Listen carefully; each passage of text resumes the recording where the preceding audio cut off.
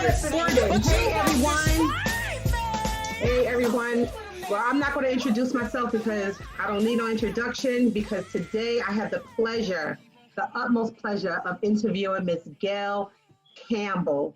All right. So, Gail, please tell us who you are. Tell us who you are. Hey everybody, hey everybody, hey everybody. First, thank you, sister, for even having me on your platform. You know, I'm a great admirer of you.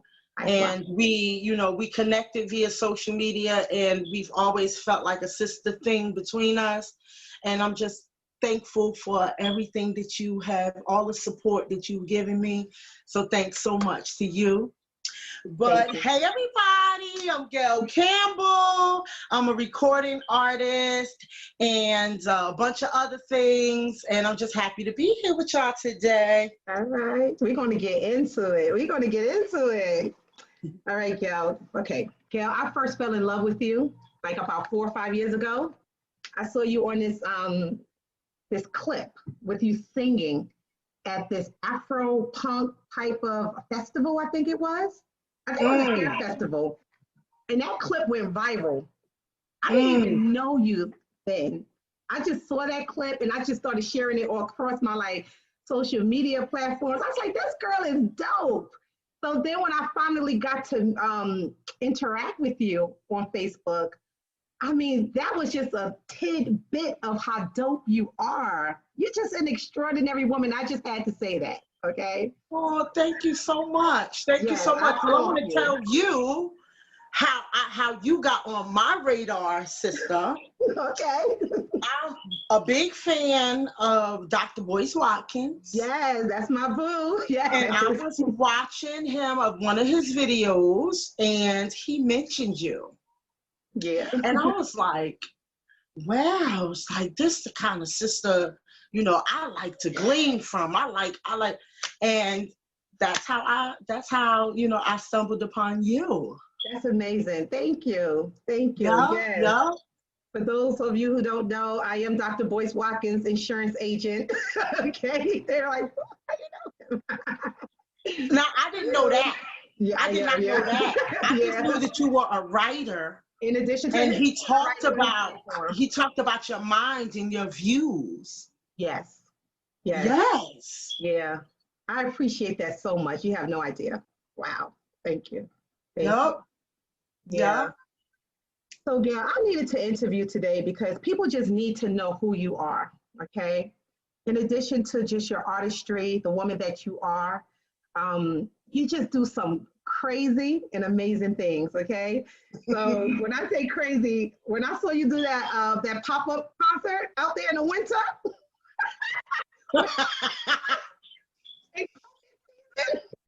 Yes. Bring it, but wow. So we're going to talk about that a little later. Yeah.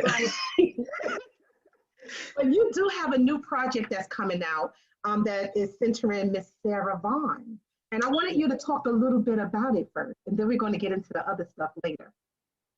Well, with my album Bloody Waters, people have this idea of who I am as an artist, and it's just not a full picture. Right. So, during this pandemic, all of us who are in the business, who are in entertainment, we've had to be creative and finding ways to express ourselves and share our art. Because, we're not going out and doing shows and stuff like we used to. Right. So, I was just, feeling my jazz energy, and I love singing jazz. I love jazz artists. And I just started thinking, how dope would it be for me to do a tribute to Sarah Vaughan? She is the original daughter of Newark, and I am a daughter of Newark. One daughter of Newark paying tribute to another. So I just thought that would be amazing. And I, ran it across with my team, and everybody thought that would be wonderful. So we just said, all right, let's do it. So I'm so excited about that. Okay. So and the project, what is it going to encompass? Just like jazz tunes, or are you going to flip it up? Are you covering her tunes, or are you going to cover her tunes and remix it to a a new sound, you know, today's sound? Like, what are you going to do? I'm excited to know. I thought about that. I did think about, you know, am I going to put like a new spin? But what I've decided to do was to kind of stay true to the era of jazz that she was a part of. And I want to stay true to that essence. Mm-hmm. I want to bring that spirit into the project. So for that reason, I'm going to kind of stay in a more traditional and sing in a more traditional and use traditional jazz instruments and tracks and stuff like that. That's amazing.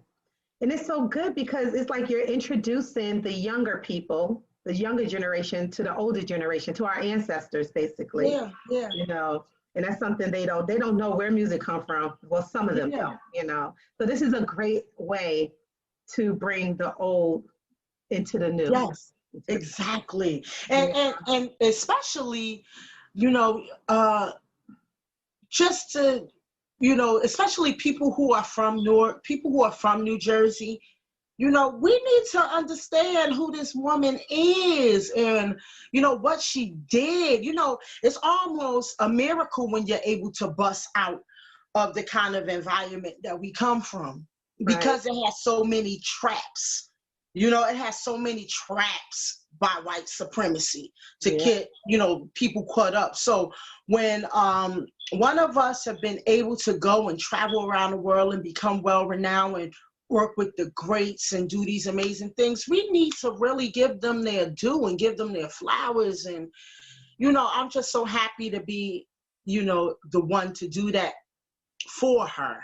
And I was so happy and felt so blessed when the Vaughn family started to reach out and tell me how wonderful they thought it was and how they're happy that I'm doing this.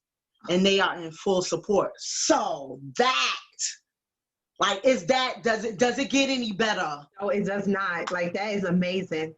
It's like they gave you the blessing. They passed the baton to you. Wow. Yeah. And because, you know, some people are like, nah, you know, keep my loved one's name out your mouth. You know, you're not worthy. But, you know, they are like, yeah, we think that this is amazing and we thank you. Like, one of her relatives from California reached out to me. You know, some of her relatives that are still here, they think it's wonderful. And I just know that I know when that happened, I said, okay, God is in this. Yes. God is in this. Amen. Yeah. That's what I'm talking about. Oh my goodness. Yeah. Okay. Yeah. So, Miss Gail, first of all, I can't wait for that project to drop. I fell in love with bloody water. Well, I'm saying muddy waters because I'm thinking of muddy water. So, but because he inspired the name. Right. And we did talk about that last year in an interview that did not go out, and I do apologize, but you did a nice piece though. You did a little short piece, and you put it on My Black World, and I thought I thank you. I needed to do more for you, sis. That didn't do it justice. But please talk to us a little bit about Bloody Waters. First of all, my favorite track is You Don't Know Love. Okay, when I hear that joint, I feel that in my bone. First of all, where did that come from? It had to come from a place of pain. Ooh, girl. You know, Don't Know Love was, I think, the second song I did when we went in to record the album. And, you know, my songs kind of write themselves in a way, you know, 'cause I kind of let go and I release myself to let the song and let the stories, because I believe that they kind of exist already. And I'm kind of the vessel that they come through. So when I started writing Don't Know Love, I was even shocked by that pain that was coming out. You know, it did come from a painful place. I had a very, very painful breakup. You know, for me, it was painful, probably not for the other person, Right. but it was extremely painful. And I did not intend for the album to express all of that, but it was my outlet. I didn't try to do it. I wasn't trying to write about it, but every song would just happen to be about it. And yeah, that it does come from, you feel that because the spirit on there, when I was in the booth, when I was writing it, when I was singing it, that's what I felt. Right. Mm-hmm. And I felt it too. I was getting slapped. You know, and it's so funny because when I had bought your album last year, I was going through sort of like a little breakup myself, and I was playing that song, and I was like, shoot, that Negro don't know no love. Shoot, you know, I was really feeling it, you know. But yeah, because that's the way I felt. I felt like, I said, you know, when you give somebody so much and you realize, okay, well, if they don't know love, you know, you don't know love. And how it was in no other way I can put that. Like, you don't know love. Just don't know because love, yeah. if you did, love. right. And even if it had to end, if you knew love, it wouldn't have ended that way. You know what I mean? Right. Got know? you. Yeah, I'm of the belief when people don't accept love, when they can't receive it, it's because they just don't love themselves. So they don't know love, you know? Right. Don't know it. So, yep. Anywho, boo. People, please go cop that album. And we're going to put down in the link below where you can find her album. It is so freaking amazing. Amazing. And it's still going on. It's still popping and locking. So please go cop that album. Yeah, Bloody Waters haven't even touched the surface. Like, we're working on a new album now, but we haven't, you know, we don't have a machine behind us. We're independent. Right. So it hasn't even scratched the surface of what it can do. Right. So we still even though the album came out 2 years ago, we're still pushing it because we got a lot of ground to cover. Wow, 2 years. Right. It did come out in 2 years ago. Right. Yeah. We still got a lot of ground to cover. We're starting to be played in different parts of the country, different parts of the world. People are catching on, but we got to keep on plugging away at it, you know? Yeah. I bet you that album is one of the albums that will become very popular within the next 5 years. And I'll be one of those people that say, look, I've been listening to that 5 years ago. Y'all late, you know? Yeah, I touch and agree with you. And my daughter tells me that all the time. She's like, Ma, you know, Fetty Wap was pushing Trap Queen for 2 years before they caught on to it. Yeah. Like, you know, so she's like, and then I heard, you know what was really inspiring? Right. Lizzo. Lizzo's album had been out for 2 years, and Issa Rae put it in an episode of Insecure, and that's when it blew up. See? Yeah. I hear so it's like from a lot of artists. I hear that from a lot of artists. Like, they put music out, it's been popping and locking, and you know, on a small scale, but just one opportunity to bring it to light, and then it just blows up. Yeah, and we believe that. We believe that for Bloody Waters. Yeah. Like, we know and we believe that it is a great piece of work. We put our hearts and soul into it. And we believe that we didn't even begin yet. We're thankful for the love that we get. Oh, but people are still discovering it. You know, people are hitting me up like, yo, heard your song. We played it on my station last night. We love it. Oh my God. You know, it's that hot. It's that the album's hot. It's hot. And it's different. It's so different than what we're listening to today. Like, the music today, it's like, it's different. I'm not going to trash the youngins, but the music is way different. And your music, it reminds me of that classic rock / deep soul slash, you know, R&B. We don't know what it is, sis. It's a gumbo, right? Yeah, it's a gumbo of just great music. Yeah.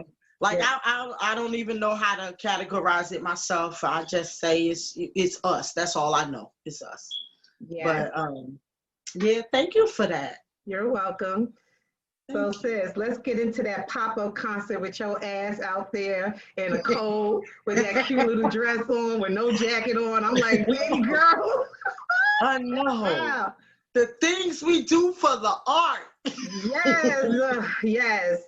Please tell me what made you think of the pop-up concert? And you were going to like different destinations from Brooklyn, you did it in Newark. Tell us a little bit about how you came up with that concept. And well, the pandemic. You know, when I was kind of on a roll with a nice little tour, you know, right, you were going around. Lined up for the 3 months, for 3 months worth of stuff going on, and was still adding on to that. So we felt the momentum, so excited, and then when everything got shut down, you know, artists just had to be creative. Like, how do we stay in the public consciousness? How do we stay in their face? We don't have any shows to promote. We're not. So, you know, we just had to be creative. And one day, my husband and Stanley Ipkiss, we all were here, we were talking. And I was like, you know, we just need to do pop-up concerts. Stanley Ipkiss's wife been trying to persuade me to go sing on the street for years. And it was just something I did not want to do. But then I thought that we could really do this in a really creative, artistic way. Not just standing on the street, like, you know, singing the way, not that there's anything wrong with that, but I'm just saying, we could do that in a really creative way. So my husband came up with the name Pandemic Pop-Up. And I was like, okay, yeah, we're going to do this. And I spoke to Armando out there, Diaz, who is the art photographer who shot it and who shoots a lot of my stuff. Talked to him about it. We was like, yeah, let's do this. And we did have Brooklyn, had to cancel Brooklyn because of the weather. And then we decided to do downtown Newark. And it's funny because my husband was like, you're not going to be able to just stay in the middle of Broughton Market. That's not going, they're going to shut you down. And I was like, no, babe, they're not. That's right. I said, they're not going to. Watch and see. And we did it. And he was standing over there like, this woman is crazy. It's amazing. But yeah, it was beautiful. Armando Diaz did a wonderful job. The police actually stood there and watched the whole thing. And as long as we didn't disrupt traffic, we knew the time to go out in the street and when to move out of the street. Yeah. But as long as we didn't disturb the traffic, they just let us do our thing. And it probably was helpful that it was Arts Week in Newark. So maybe they were like, maybe this is part of Art Week. Right. So, but we just took advantage of that and just went out and did it.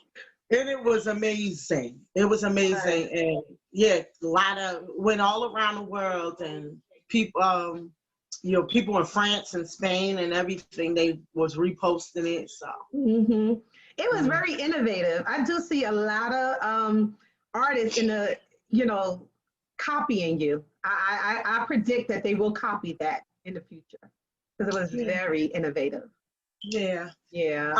It happens. Yeah. Oh, well. We know Miss Gail Campbell was the first, boo-boo. Right. It's part of being an innovator. Exactly. Yes. So, let's talk about music today. And as I said, music is very different today. Sometimes it scares me, right? Yeah. But then I hear like a song from the artist Her and some other people, and then I kind of I kind of feel better, you know. Mm-hmm. Where do you, as an artist, think music is going to go tomorrow? Where do you think it's going to go in the future? I just don't know. I think that it'll probably go a little further into the darkness, and then people will have enough of it, and then it'll start to come back up with more creativity and originality. What bothers me, I watch these artists of today, and I'm so impressed at what they're able to do using social media, and all of those things. So my hat goes off to them for that. As a person who is a real artist and come from real artists and being around real artists, I am bothered by the fact that artists aren't trying to be different and have their own sound. That bothers me as an artist, to be honest with you. Like, I'm not trying to kick any of these artists that's out here. I do respect them and for their grind and all of that. But I come from an era where, like, sounding like someone else was like the worst thing you could do. I don't care how dope you were. So I can't tell them apart. Right. So, but there are some, because of the internet, you really can go and find great music.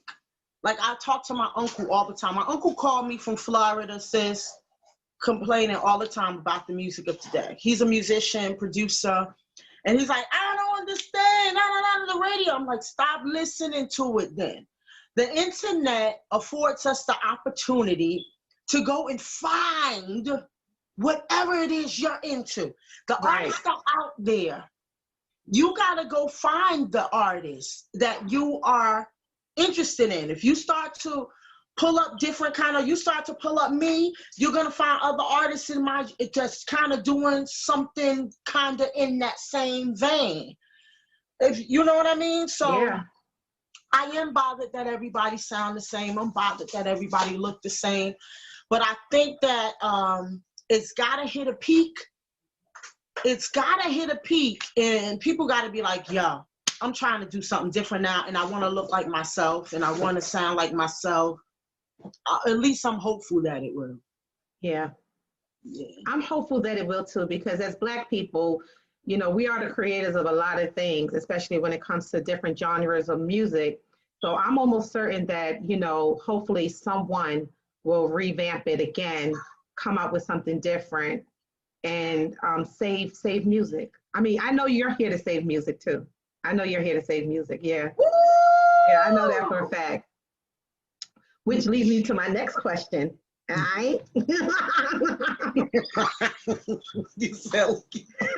Now, you know I call you Baby Tina.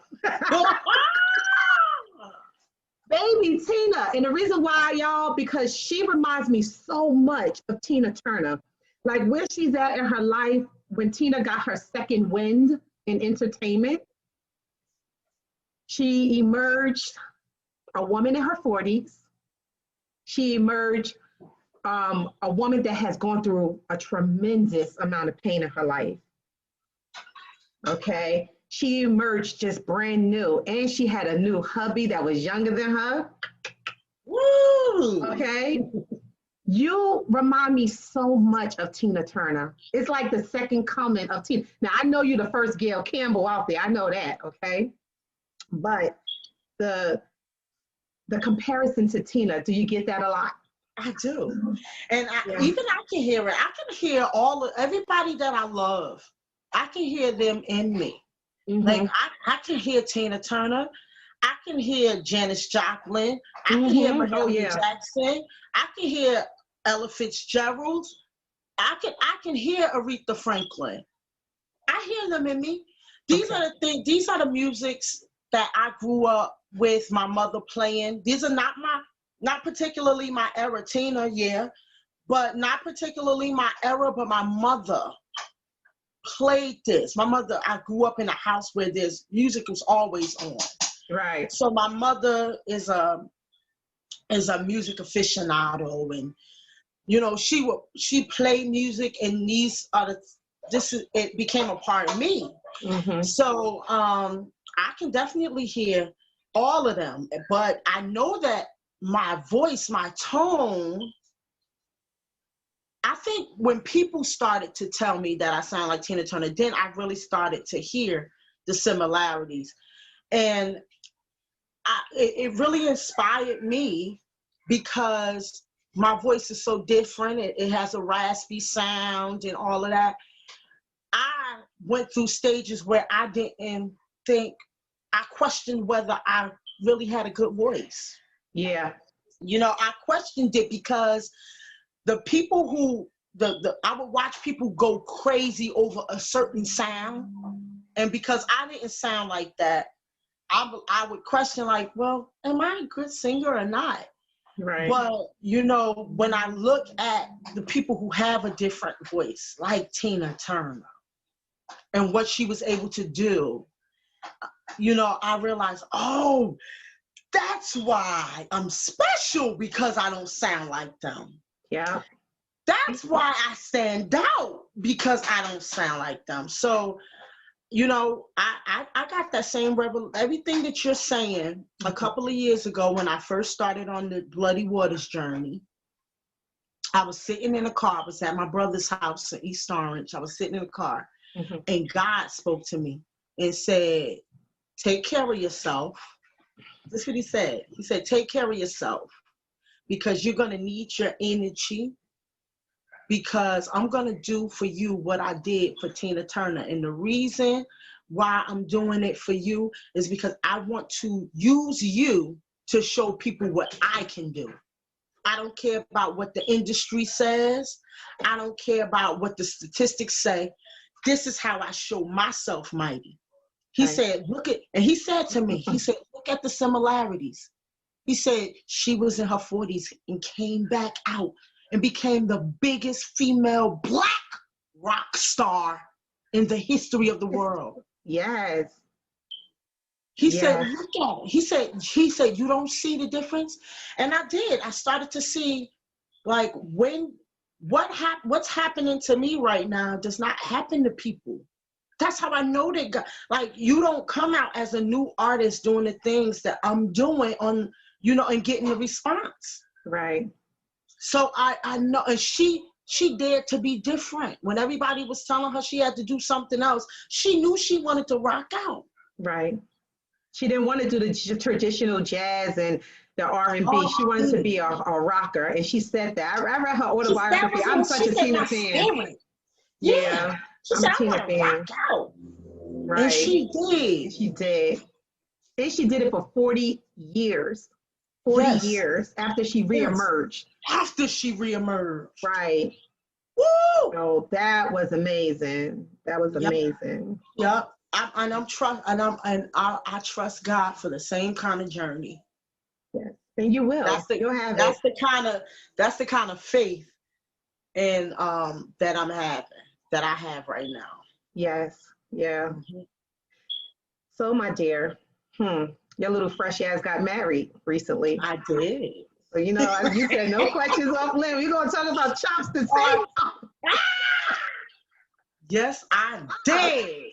Tell me about that remarkable young man you done married. Tell me a little shine about him.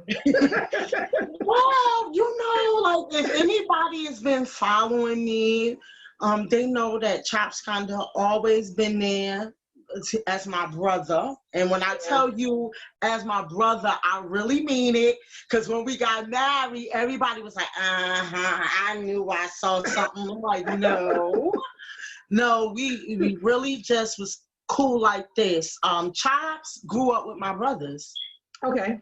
And, you know, he, a few years ago, he asked me to be on a song with him. I did it reluctantly, but the song kind of blew up on the local level. And so that made it, because the song did so well and people received it so well, that made it that facilitated me having to be with him and going out and performing and stuff like that and spending more time. And then we just developed our own friendship that turned into a very special type of thing where we started to kind of notice that we were kind of spiritual twins. Yes. We would share everything together, things that we could not share with even the closest people to us. We would share with each other because we just felt safe.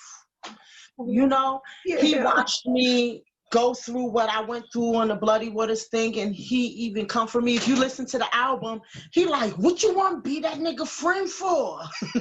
You know, if you listen to the album, that's him. He's so Newark. I love it. Yeah. Oh my gosh. Like that's what he was saying. And so that was so true. And and we, you know, just was always, he watched me go through a rebound relationship and just was always there. I'm there for him. And just always just so close and never ever seen each other in any kind of romantic way. Right. But we used to have like these Netflix and chill type of situations where, you know, I call him, what you doing? He like, oh, I'm chilling. I'm like, come over, let's, I want to cook something. Let's chill out. Let's watch Netflix. And he would always do that. And we would do that from time to time. Yeah. And, you know, it was, now that I look at it now, we can see that this was not normal, how our relationship was. We were too close. So it's like we would cuddle on the couch watching TV like best friends. They close, but they don't cuddle, okay? Right, exactly. We cuddle on the couch watching movies, laughing, fall asleep. He'd get up, he'd leave. And my daughter would say, Mommy, it's like you and Chops are in a relationship without being in a relationship. That's what she would say. I'm like, yeah. I'm like, she's like, have you ever thought? I'm like, no. I was like, a couple of people asked me, have you ever thought of y'all being together? Because, like, y'all love each other. I'm like, absolutely not. Absolutely not. Wow. So what was the turning point? Well, we did a Netflix and chill night. And so I'm laying there in his arms like I always do. We watching a movie and laughing and talking. And, you know, I had prior, I would say maybe a year or so prior, after the rebound relationship, I made a promise to myself and to God that I would take time to fall in love with God and fall in love with me until I knew that I was enough. Oh my gosh. I didn't need a relationship. I had been in a relationship since I was 15 years old. Girl. Dang. And I'm talking about one long relationship after another. I'm talking 7 years, 14 years. You know what I mean? My whole I know what life, you're saying, yeah. I've never ever took time to find out who Gail was without another person. Wow. And that's hard to do because when we get into relationships, you kind of like, as women, we mold ourselves around our men, you know, usually. So we, sometimes when they leave the relationship, we're left like confused and dazed. And upset and angry. Like, how did I let this happen? You know, and then you have to reevaluate who you are as a person in order to get yourself back, you know. But like I always say, self-love is the best love. When you love yourself, child, it teaches other people how to love you. So it's no wonder how you took time for yourself and you got the love of your life. Yeah. You know? Yep. He saw how you deserved to be loved. Yep. He stepped up and did it. That's what's up. Yep. So I wasn't looking for anything. I was happy with where I was. Yeah. And we Netflix and we chilling and I'm watching TV and everything. And all of a sudden God said to me, and this is, you know, hadn't been touched in over a year. Haven't been on a date, nothing, you know, and was content and happy and loved our friendship and the friendships that I had. You know, if I felt like I needed the male energy, if I felt like I needed male love, I was able to look around at my crew and that I had in them. Right. You know what I mean? So I was good. But what happened was, I'm sorry. That's okay.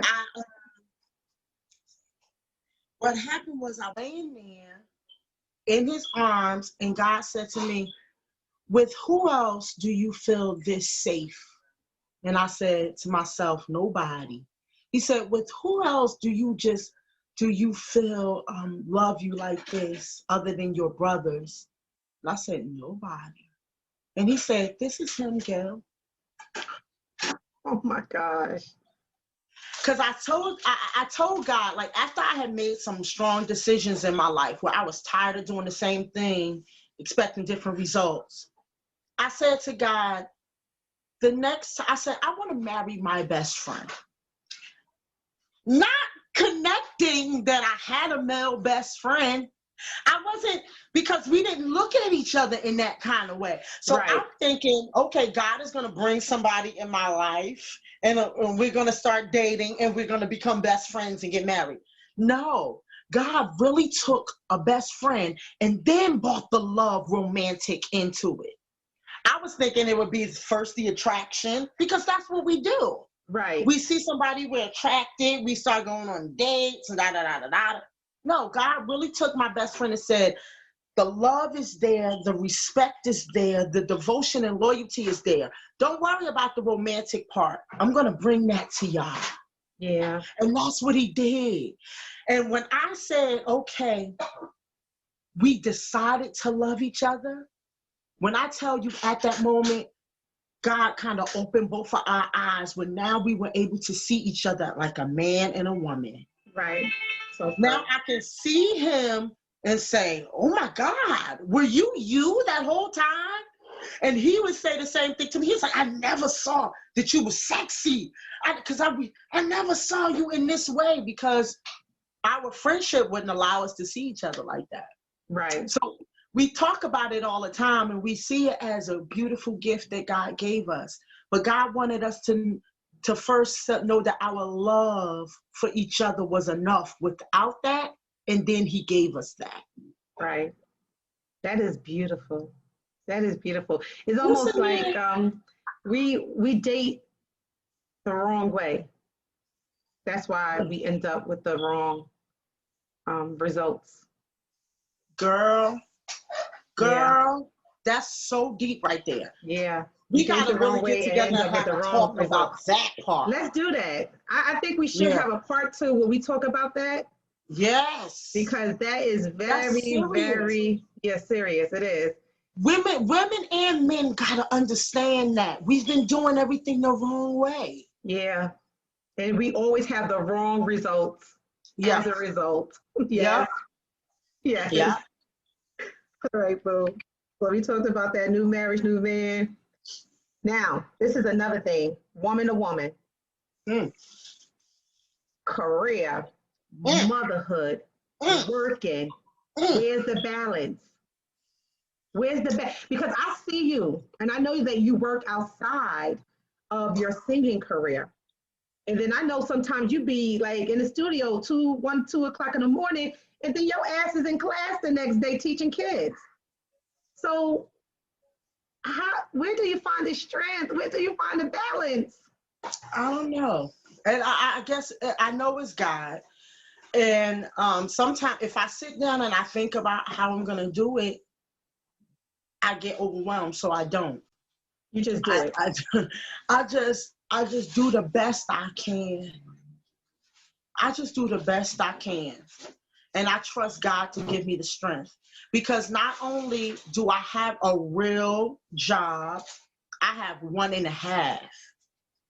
And not only do I have 1.5 jobs, but I also have this album. My producer and my fan base is dependent on me to do the best work I can.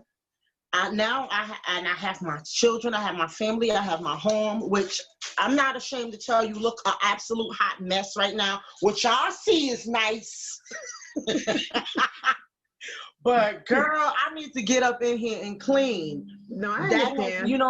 I do the best I can. And also I'm in ministry. So, I get a text message from my pastor. I need you to be on standby to bring a word tomorrow if we need you. So I have that on my mind. So it's a lot. And if I think about it too much, I might get overwhelmed. So what I do is I just do the best I can. And I thank God that he's been allowing me to do everything I need to do. And I don't beat myself up anymore about my shortcomings or not always being able to keep all the balls in the air. Like, it was a time where I would look around, I would get depressed if I'm like, my house is dirty, I'm tired, I can't do all that. I would get depressed. But now I'm like, yo, this is my home. I'm not on nobody's clock when it comes to this. I get this done when I get this done. Yeah. I've learned to cut myself some slack. Yeah. I'm not My mother perfect. told me that. She was like, that's your house, girl. Nobody do it. You get to it when you get to it, okay? Don't be so rushed to make sure everything is neat and clean all the time. Because you have things to do. Right. So, and I come from a household where my mother never worked. My mother never worked outside of the house. So my mother is a domestic goddess. Okay? So I grew my up mom thinking, too. She worked for herself, but she was always home with us. So yeah. So my mother always had dinner on the stove. My mother always had a clean house. Exactly. So I put that on myself, but then I had to realize my mother's life is not like mine either. My mother didn't work.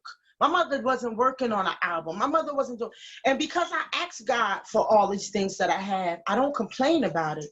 I just do the best I can, and I trust him with the rest. Correct.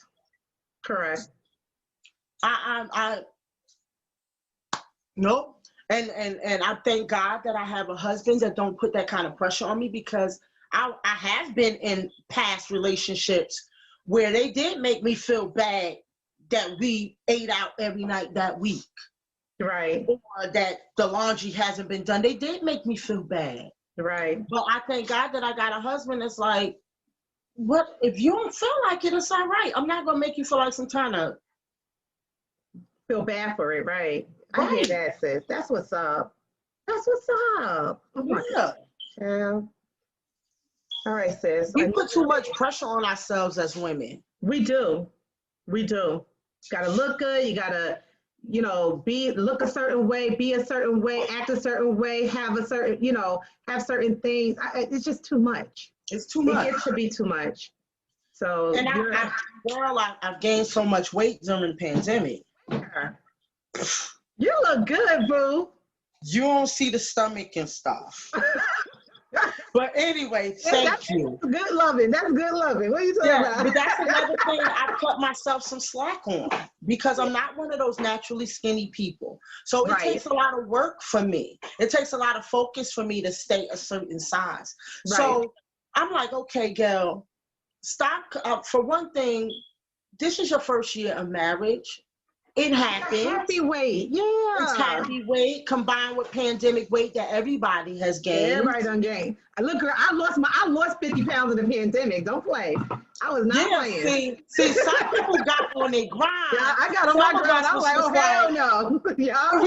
We getting the universal vacation. Yeah. Me and my son, we went in the other way. We was like, oh hell no, we're not gonna be home eating. No. Yes, and that's exactly what I did. Here, baby, you want to try this? Mwah, mwah, mwah. Don't that taste good?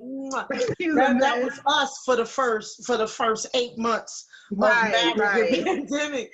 So, but I'm like, okay, I gotta get back in the gym. I gotta, start being more, because you're a performer too. So I know.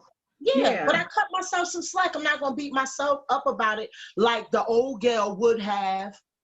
You know what? I'm like, I'm gonna take my time. I'm gonna make some changes, and I'm gonna do what I need to do. I'm not putting all of that on me. I'm too blessed. Right. I can't, and I'm not perfect. Right. And I can't live my life like that no more. Right. So.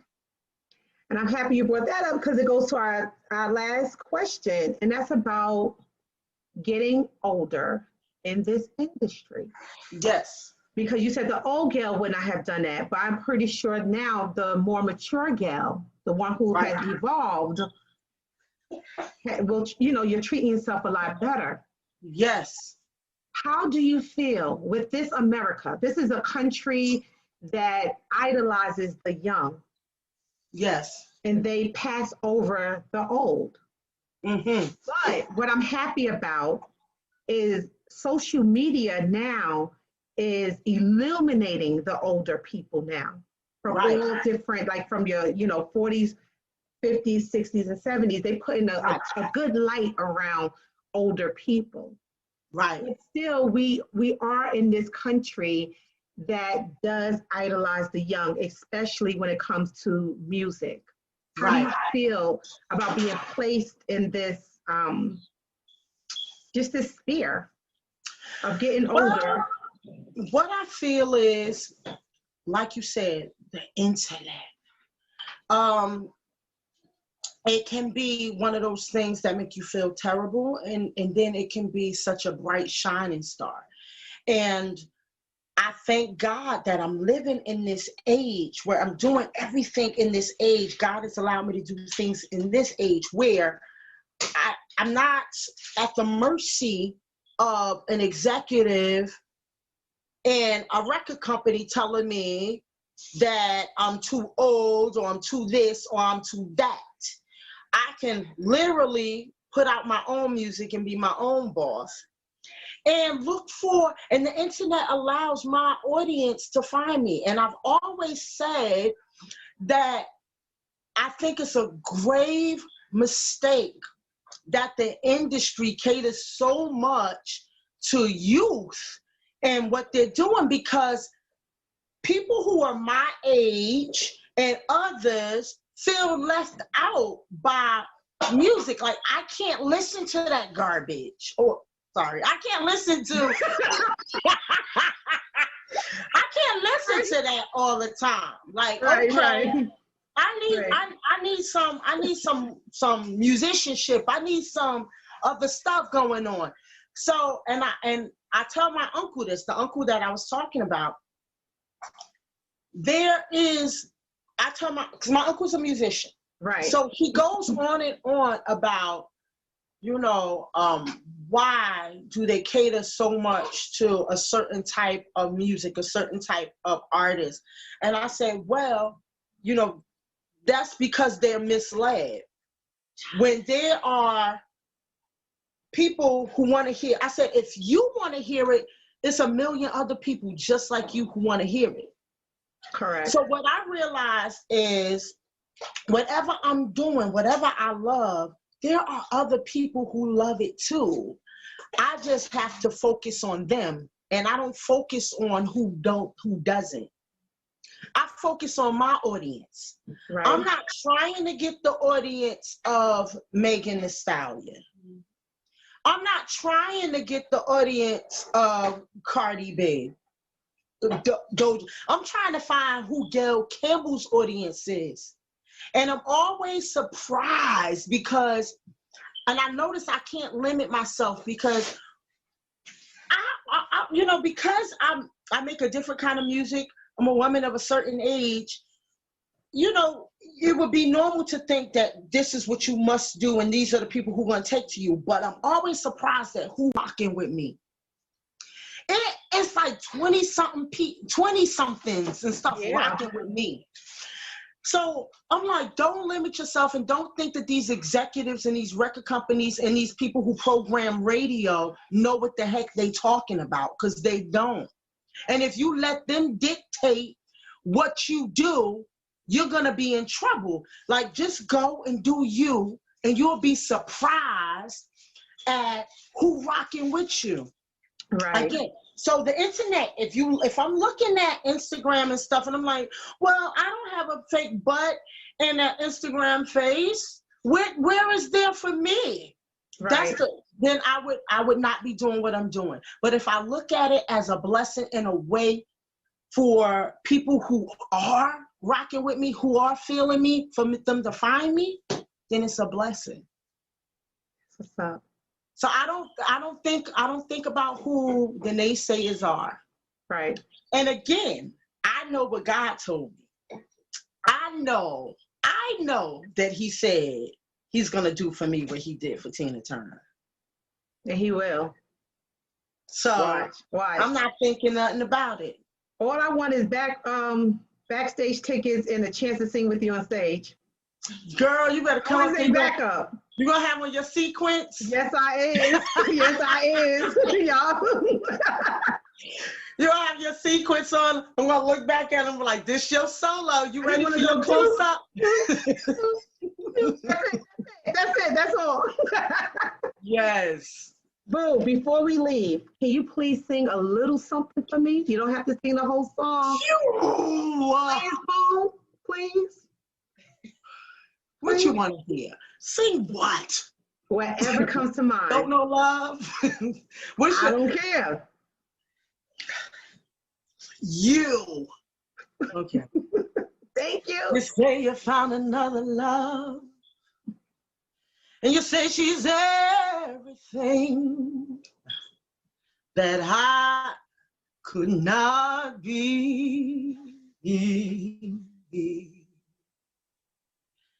And I prayed so hard that you find that secret thing that lives so deep in me.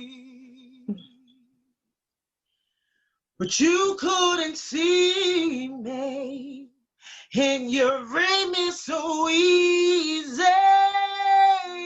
You don't know love.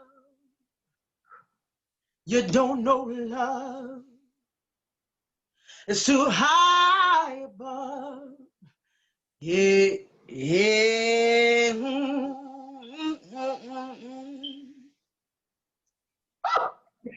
That was Chitterling's collard greens, fried chicken, cheese, candy yams, stuffing. Oh my God! Okay, y'all. Soul food dinner. we need the meat sitting on the poach. Sausage, yeah, exactly. Thank you for that. That was beautiful. Thank you. Thank you. This was so good. I love you, Yolanda. I just need to tell you. And I just want you to know I'm supportive of everything that you're doing. You are a wonderful Black woman who is a great role model, being an entrepreneur and a businesswoman, doing your thing. Thank you. And I'm just excited about the things that you're about to experience too. Yeah. And I'm glad to call you my friend and watch you do these things. Likewise, sis. I know you just spoke at the conference. Yes, I did. Yeah. Yes. So congratulations for that. Thank you. Yes. Thank you. Well, look, we here for you, boo. We here for you, so stop. I know, but listen. We got all this melanin in here. We might as well celebrate all of it. Yes, baby girl. Yes, for sure. Yes. Gail, Miss Campbell, thank you so much for gracing me with this interview. It was amazing. Thank you. Yes, I'm going to put this out, and please, everyone, I'm going to put the link in the description box on where you can follow her. We can get her music. She's amazing. Please pick up Bloody Waters. It is one banging ass album. It is dope. So please pick it up. Go cop it. Anyway, thank you again, my sister. Thank you. I love you. I love you too. Have a great day. You too. Bye, y'all. Bye, y'all.